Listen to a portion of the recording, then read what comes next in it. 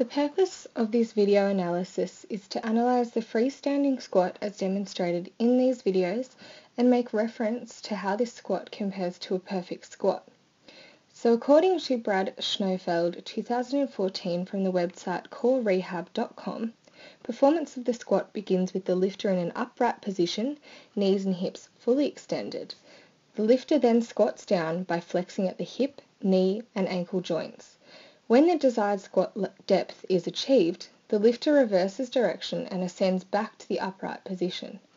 This movement recruits most of the lower body musculature, including quadriceps femoris, hip extensors, hip adductors, hip abductors, and in addition, significant isometric activity is required by a range of supporting muscles, including the abdominals, erector spinae, trapezius, rhomboids, and many others, to facilitate postural stabilization of the trunk, which results in an estimate of over 200 muscles recruited during the squat. So as we can see during this squat of the lowering phase, so the eccentric phase of the squat, it's initiated with knee flexion and dorsiflexion of the feet and supported by the eccentric contraction of the quads. So if I just play it here, so as we can see, flexion of the knees, flexion of the hips, dorsiflexion of the feet. I'll just move that up a little bit. And then in the concentric phase, so the upward phase of this squat, the foot is plantar flexed and the glutes and hamstrings are all concentrically contracted to extend the hip to emerge from the squat, as we just saw there. So as we can already see with this squat, there are several things that are wrong with the one demonstrated here on the video. So if I just pause here, my subject's feet are pretty good. They're quite in line, with the shoulders, which is where they're supposed to be. The shoulder width apart. However, let me just get rid of these. However, when she squats in the downward phase, we can see her left ankle, it rolls in and creates pronation, with a lot of her weight being put through her big toe and not being distributed throughout the whole foot. So let me just play it here and we'll be able to see as we speed up a little bit. So I'll just, right now we can start to see a little bit of pronation occurring right here. So right here we can see the pronation occurring and the foot rolls in slightly during the squat. Yeah, right there. Okay. So according to Brad Schnofeld, during the squat performance, the talocrural joint, so the articulation of the tibia and fibula with the talus, facilitates movement through the actions of dorsiflexion and plantar flexion, whereas the primary action at the subtalar joint is to maintain postural stability and limit eversion-inversion of the foot. So as we can see in the subject, the squat, the left subtalar joint appears to be lacking of limiting eversion during the downward phase of the squat.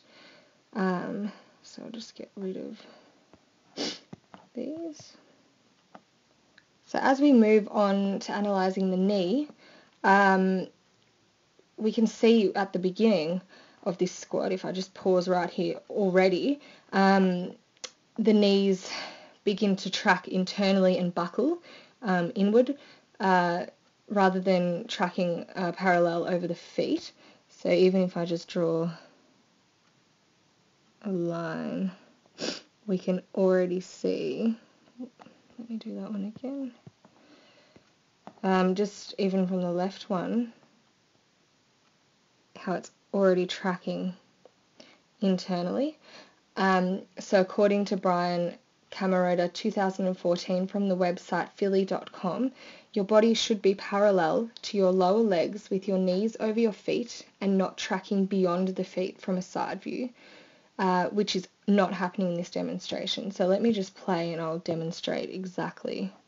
So if we look at the left-hand side, at this point, I'll just pause it right here, we can already see that the knees are already tracked right over the big toes of the foot. So that's already demonstrating what's wrong with this squat. Even if we look at the right screen, we can see that the knees are tracking internally, they're not tracking straight over. So if I just draw a straight line, we can see right here how far internally the knees are starting to track.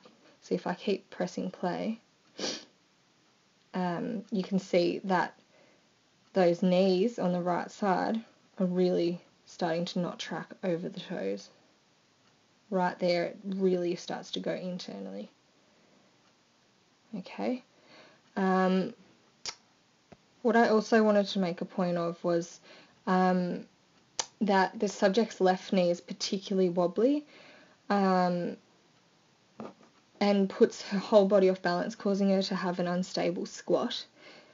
And this can also is resulting in the eversion of the left foot. So if I just play it again, we can see if I just push it back, we're coming down, down, down. The left knee is wobbling, if you just saw right there, in and out, and then the left foot goes into eversion right here. Okay. In the upward phase of the squat, the subject's knee tracking begins to straighten back in line with the feet, but retracts and continues to track internally. So if I just keep playing here, I'm just going to move this one back down right here, and then we'll play. And as we watch them come up, we can see that there's that slight wobble to try and keep the knees tracking over the toes. However, it retracts and keeps facing inward. Okay, so now we're going to look at the hip and the hip alignment during the squat. During the squat, as stated by Ryan Andrews off the website precisionnutrition.com, the hips should be stable with no mediolateral movement and no dropping of the hips, and they should stay aligned with the knees. The spine should be kept in a neutral position, keeping a natural arch in the spine, folding from the hips rather than rounding or hunching. So I just want to make a point of the hips. At this point, we can see that they're quite wobbly. So if I just pause here, they've already started to sway off to the left. They're not exactly even. We can see there's a lot more muscle mass here on the left, so we can see that she's leaning to one side. So if I just get rid of those, and then we keep her, see how when she just did that, she's leaning to the one side. She's quite unstable there.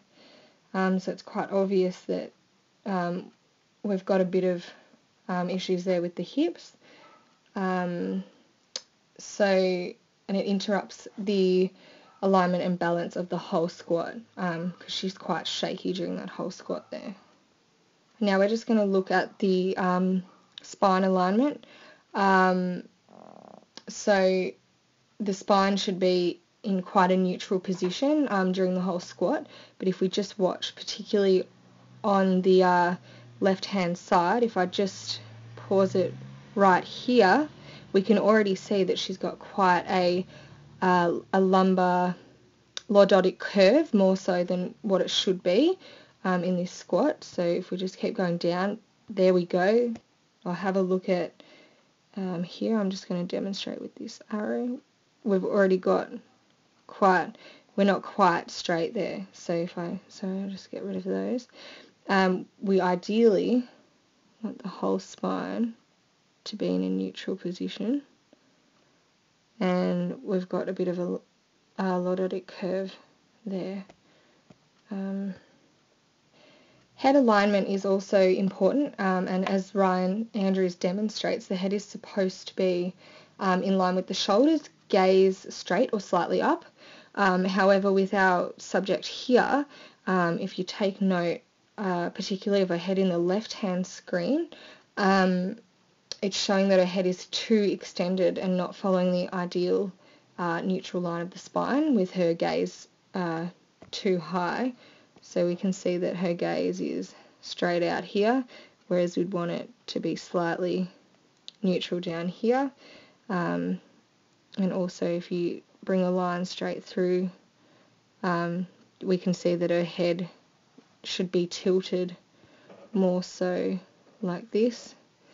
So that's also playing a bit of a part in how she'd like to keep her spine quite neutral. So if we just keep playing, we can see that she's quite unbalanced there, and she's unable to keep the balance while maintaining her squat. So that concludes my biomechanical analysis of the freestanding squat. Okay, thank you.